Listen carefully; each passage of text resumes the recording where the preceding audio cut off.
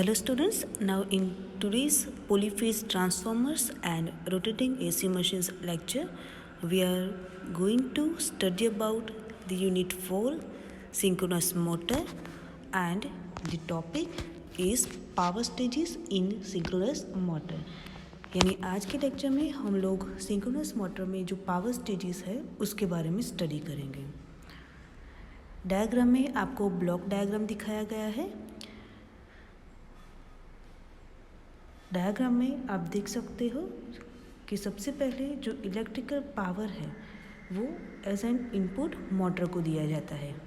Okay, तो यहाँ पे जो इनपुट पावर इलेक्ट्रिक मोटर को दिया जाता है वो PI से रिप्रेजेंट किया गया है और PI is equal to √3 VL/IL cos phi। Okay, अब ये जो पावर दिया है वो स्टेटर में दिया जाता है। उसमें से स्टेटर में कॉपर लॉस होगा। ओके, यानी कि stator copper loss will taken place. तो ये जो कॉपर लॉस होगा वो 3Ia² RA जितना होगा और उसको ओवरकम करने के लिए पावर यूज़ होता है। रोटर का जो कॉपर लॉस होता है वो इनपुट में से दिया जाता नहीं है, परंतु यहाँ पे DC सोर्स को कनेक्ट किया जाता है, यानी कि जो DC सोर्स होगा वो रोटर के कॉपर लॉस को सप्लाई करता है। बाकी जो रह जाता है पावर वो रोटर में जो ग्रॉस मैकेनिकल पावर डेवलप होता है उसके जितना होता है, जिसको PM से रिप्रेजेंट किया जाता है। So if you find out the equation for the PM, so PM is equal to EB यानी कि back EMF IB cos α minus phi पर फेज। ओके, यानी कि हमें जो ग्रॉस मैकेनिकल पावर मिलेगा वो कितना मिलेगा, PM के जितना। अब ये जो ग्रॉस मैकेनिकल पावर डेवलप हो रहा है उसमें से आयन लॉस, मैकेनिकल लॉस और एक्साइटेशन लॉस, इन सबको ओवरकम करने के लिए यूज़ होता है। बाकी का जो पावर है वो नेट मैकेनिकल आउटपुट पावर है जो शाफ्ट पे मिलता है, जिसको हम PO से रिप्रेजेंट करते हैं। अगर अब हमें एफिशिएंसी फाइंड आउट करनी है तो एफिशिएंसी बराबर क्या होगा, output power divided by input power multiply by 100, यानी कि PO divided by PI multiply by 100 will give you the efficiency of the synchronous motor. Okay, तो जो पावर स्टेजेस है वो आपको ब्लॉक डायग्राम में दिखाए गए हैं।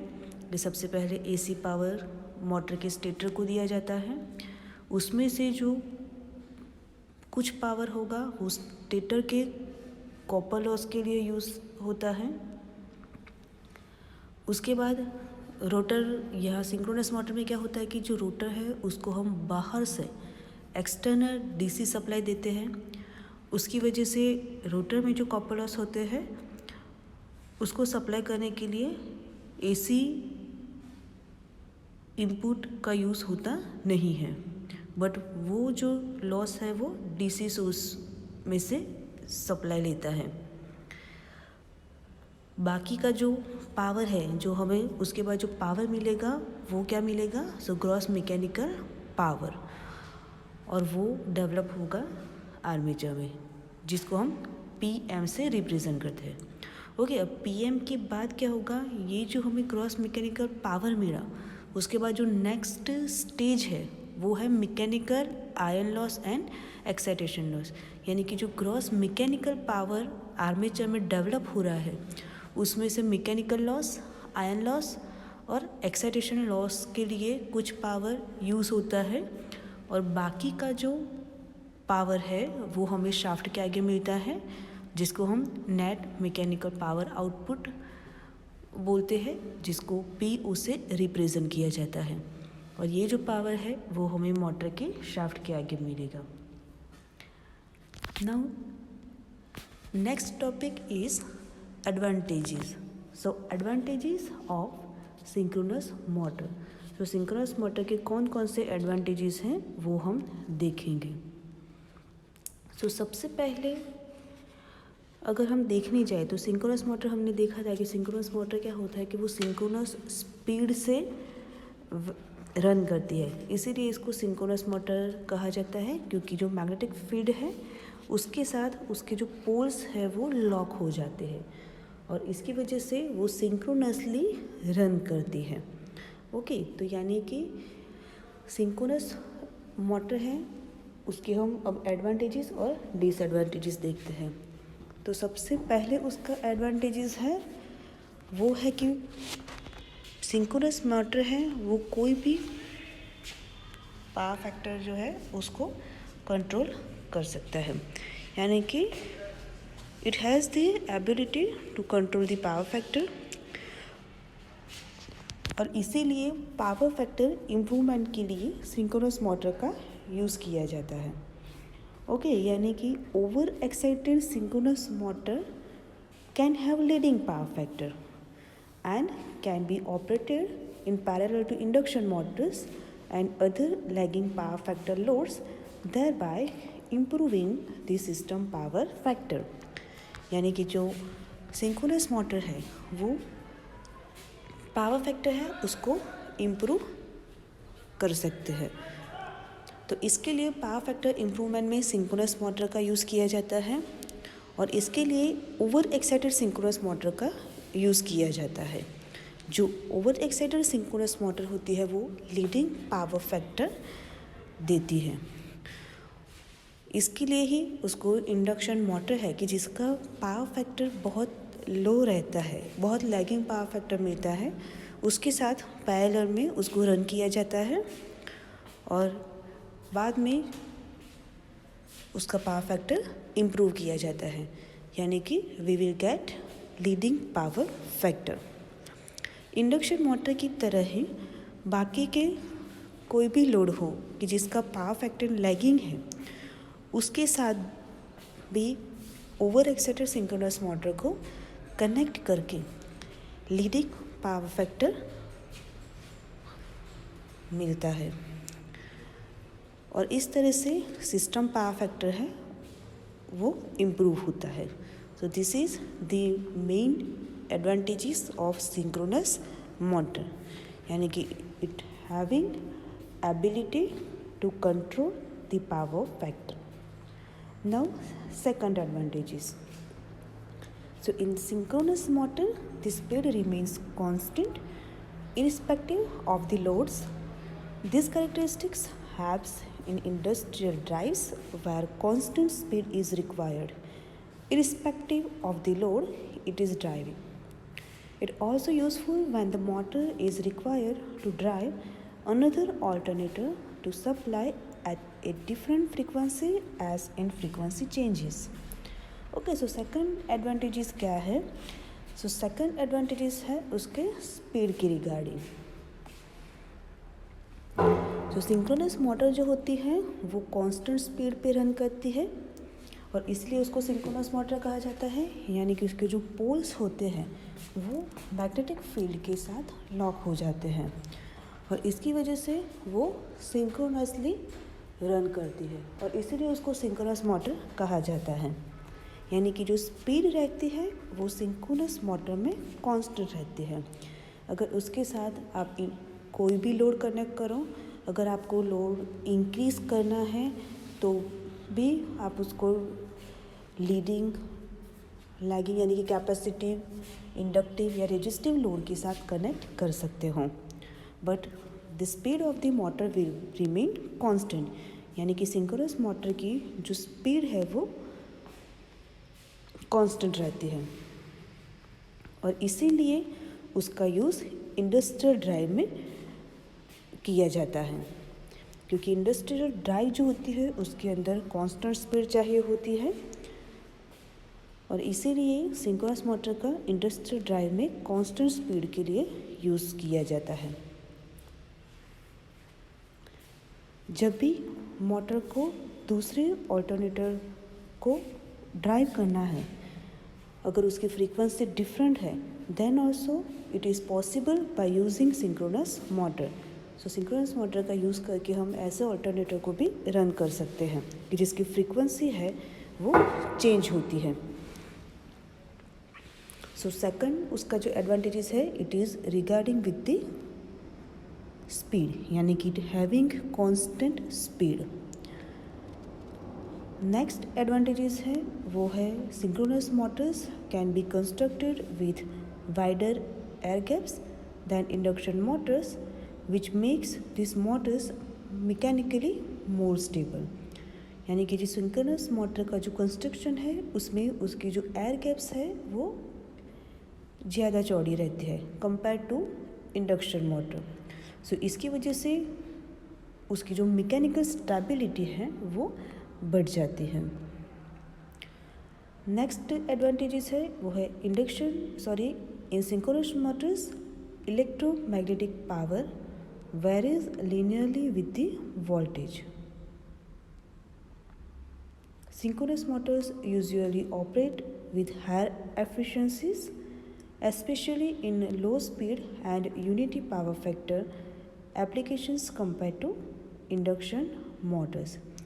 यानी कि सिंक्रोनस मोटर की जो एफिशिएंसी है वो as compare to induction motor ज़्यादा रहती है and it is around 90% and above 90%।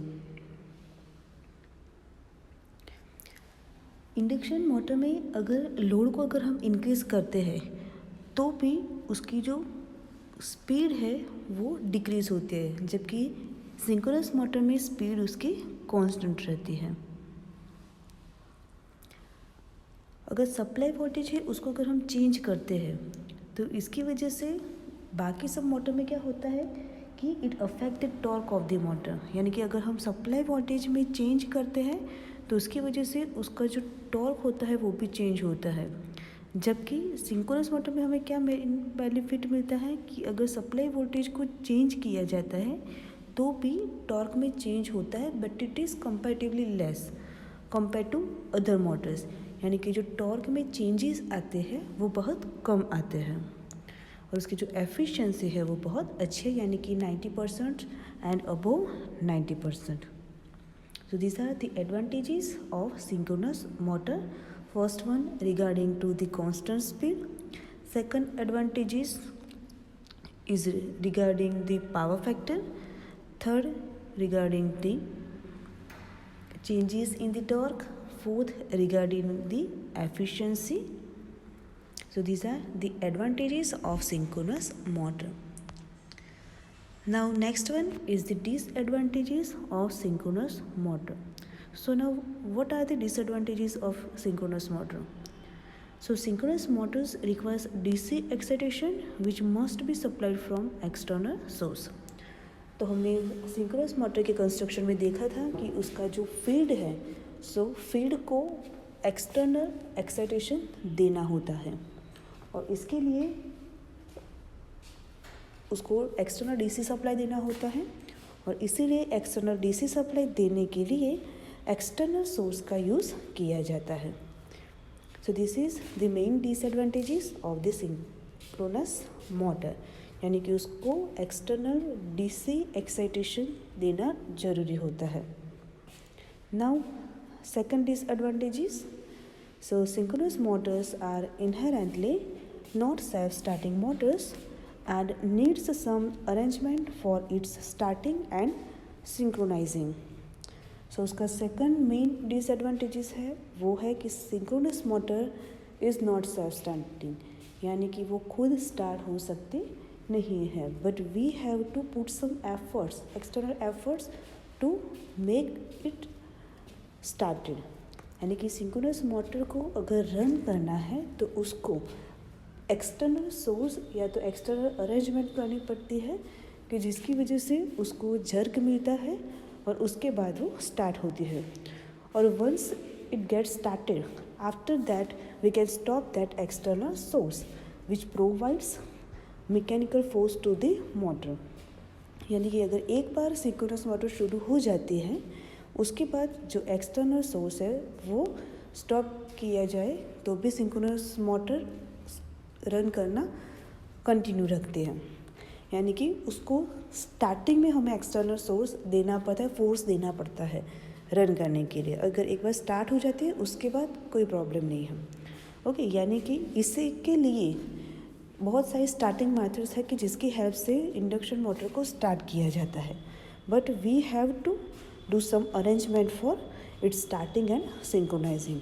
तो उसको स्टार्ट करने के लिए और उसको सिंक्रोनाइज करने के लिए अरेंजमेंट करनी पड़ती है। ये उसका सेकंड डिसएडवांटेजेस है।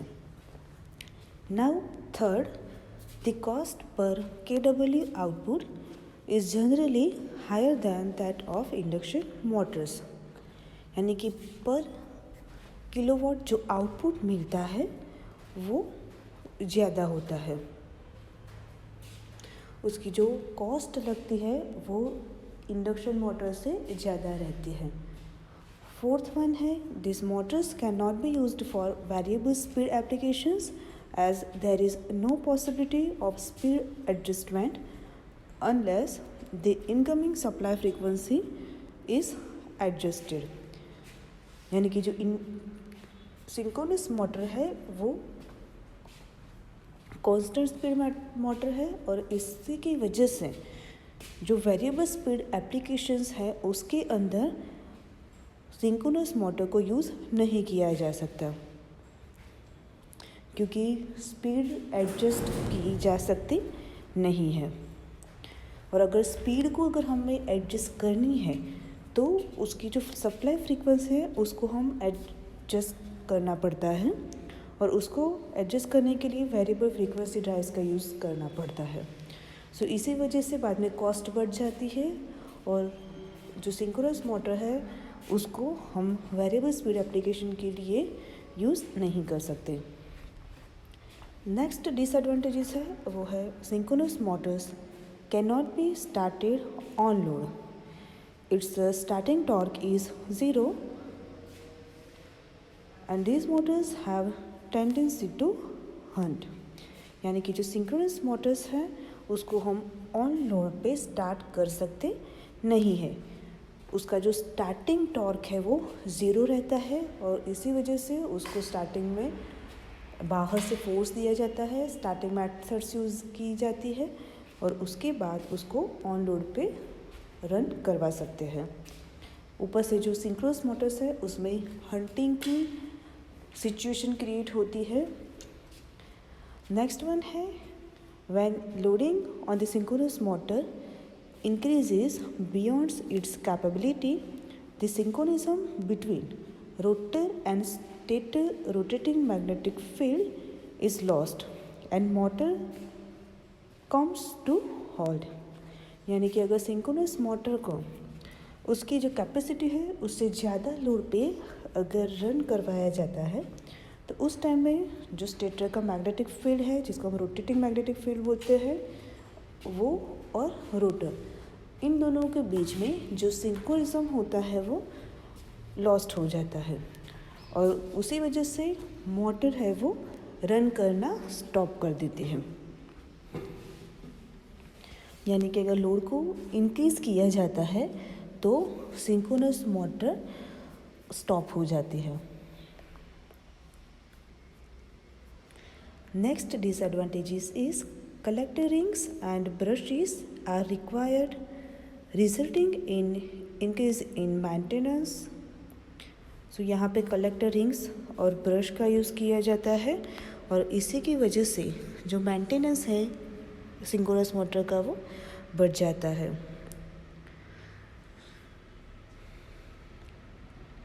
Next disadvantages is synchronous motors cannot be useful for applications requiring frequent starting or high starting torques required। यानी कि जो सिंक्रोनस मोटर है उसको हम जहाँ पे स्टार्ट स्टॉप करने की ज़्यादा ज़रूरत रहती है और जहाँ पे हाई स्टार्टिंग टॉर्क की ज़रूरत होती है, ऐसी एप्लीकेशंस में सिंक्रोनस मोटर को यूज़ किया जाता नहीं है। अगर इन सब डिसएडवांटेजेस में अगर हम कंक्लूड करने जाएं तो अगर देखने जाए तो फर्स्ट है उसका कि उसकी स्पीड है, उसमें हम कोई भी वेरिएशन नहीं ला सकते because it is a constant speed motor. अगर उसकी कैपेसिटी से बियॉन्ड अगर लोड कनेक्ट किया जाता है तो सिंक्रोनस मोटर बंद हो जाती है। नेक्स्ट कंक्लूज़न है कि जो सिंक्रोनस मोटर है वो सेल्फ स्टार्टिंग नहीं है और इसी वजह से उसको स्टार्ट करने के लिए अरेंजमेंट करने पड़ते हैं एंड इट इज़ कॉस्टली। दूसरा है कि is compare to induction motor it is costly. Next one है कि देखा हमने कि जो कलेक्टर रिंग्स है और ब्रशेस की ज़रूरत रहती है और इसी वजह से उसका जो मेंटेनेंस है वो बढ़ जाता है। So these are the disadvantages of synchronous motor.